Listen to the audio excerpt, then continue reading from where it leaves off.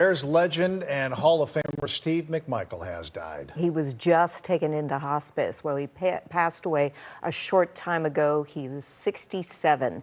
WGN's Mike Lowe looks back at his life. And William Perry in the backfield, first and goal from the 1-yard line. Handoff to the Fridge to the end zone. It was the greatest season in the proud history of the Chicago Bears, and it remains an enduring source of civic pride. The 1985 Bears winning Super Bowl 20. 46-10, the final. The crowning moment was head coach Mike Ditka being carried off the field. And if you tilt the camera down, you'll see one of the players carrying the coach is Steve McMichael. I think I'm an excellent pass rusher. Not too many guys can block me one-on-one. An oak tree of a man, McMichael stood 6 feet 2 inches tall and weighed 270 pounds. But his personality was larger than his frame. His off-field persona is that of a crazy wild guy. He was as colorful a character as any of the unforgettable 85 Bears, the larger-than-life superstars we know simply by their nicknames: Sweetness, Samurai, the Punky QB, the Fridge, and Mongo, the wild heart of the team. Mongo! Santa Maria! The nickname comes from the Mel Brooks madcap comedy film Blazing Saddles. Mongo, played by former NFL star Alex Karras, was an illiterate outlaw who punched a horse. You know, that Mongo character fooled them all. McMichael explained why he embraced the nickname when he was inducted into the Gridiron Greats Hall of Fame in 2019. You guys don't realize that Mongo was to fake them into underestimating me. When you get them to underestimate you, that's their isn't it? Also known as Ming the Merciless, he was an All-American at the University of Texas and drafted in the 3rd round by the New England Patriots. But that slightly unhinged look in his eye is what led the Patriots to release him after his rookie year. They looked at me and said, "Steve, we think you're the criminal element in the league. Get out." But Papa Bear George Halas saw that look, that edge, that nastiness, and knew it was exactly what the Bears needed. I walked in his office, it was like I was walking into a 1920 gangster movie and he was James Cagney. Because, you know, he had that colloquialism just like they did back then. You know what he said to me, guys? "I've heard what kind of dirty rat you are in practice. Don't change, see?" The hell-raising rattlesnake hunter from Texas brought a special quality to the Bears: brute force instead of finesse. He became the embodiment of the tough, physical, and intimidating brand of football that the Bears played under Coach Ditka and defensive coordinator Buddy Ryan. Do you know who our team was just like him? We didn't want to beat you, we wanted to beat you down. He started 157 straight games and played in 191 consecutive games. That's a Bears record. Here's the Bears defense coming up with the big play. Steve McMichael. McMichael playing in his 187th consecutive game, breaking Walter Payton's mark. Watch the penetration McMichael has here. I mean, he's made a lot of offensive linemen over the years miserable. He recorded 95 sacks. That is an unbelievable amount for a tackle, not an end, whose primary job is to rush the passer.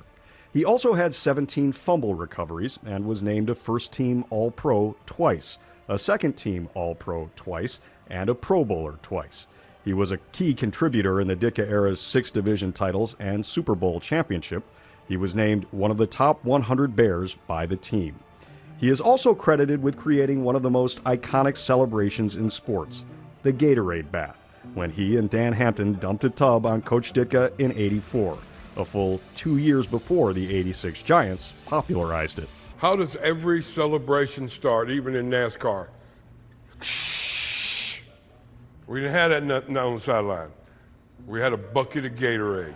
He was as eccentric a person as he was excellent a player, but he was somewhat overshadowed on the field by his Hall of Fame teammates Mike Singletary, Dan Hampton, and Richard Dent.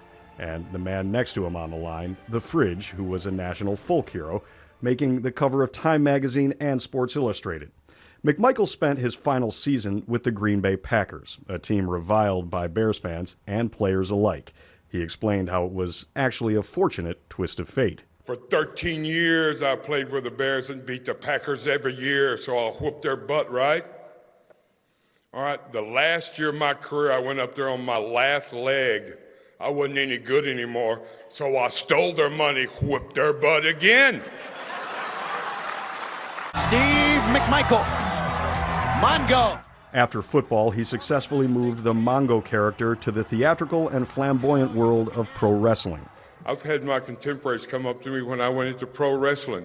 How are you going to disrespect your pro football heads doing that fake crap? I told them one thing and they didn't bring it up no more. You know what it was? 7 figures. I wasn't doing it for free, baby. I made more money wrestling when I was going to Pro Bowl for the Bears, for God's sakes. He had long and controversial stints on Chicago TV and radio as a Bears analyst. In 2001, he was the guest conductor of the 7th inning stretch at Wrigley Field and seemed to threaten the umpire over a controversial call at the plate that went against the Cubs. Don't worry, I'll have some speaks with that home plate umpire after the game.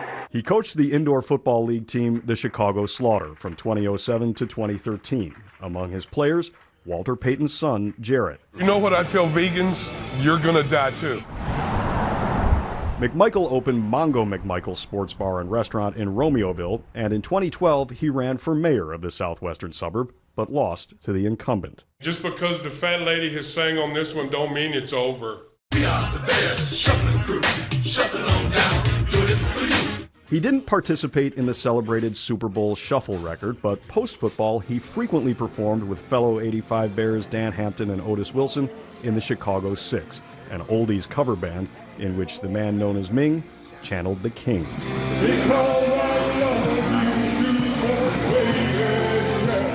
In April of 2021, McMichael told Jarrett Payton that he had been diagnosed with ALS, also known as Lou Gehrig's disease, a degenerative nervous system disorder that causes the loss of muscle control. I'm not going to be out in the public anymore. I'm not going to be playing in the Chicago Six anymore. I'm not going to be on the ESPN radio anymore. You're not going to see me out doing appearances. Hell, I can't even sign my name anymore. And everybody's going to be speculating, where's McMichael? What's wrong with him? Well, I'm here to tell everybody I've been diagnosed with ALS, Lou Gehrig's disease. This is what astounds me. The best trait of mankind is their compassion. Man, am I seeing it. You know, before I died, I got to see it. These heartbreaking photos were posted on Instagram by Steve McMichael's wife and showed the devastating toll ALS took on Mongo's once indestructible and robust body. McMichael lost his ability to speak and to move his arms. During his battle with ALS, he continued to have his teammates by his side, visited by Mike Singletary, Dan Hampton, and Jim McMahon, among many others. In May of 2022, his fans, friends, and those Bears teammates launched an effort to have McMichael inducted into the Pro Football Hall of Fame, an honor he received in February of 2024. It was a crowning achievement for the bold, brash Bears legend.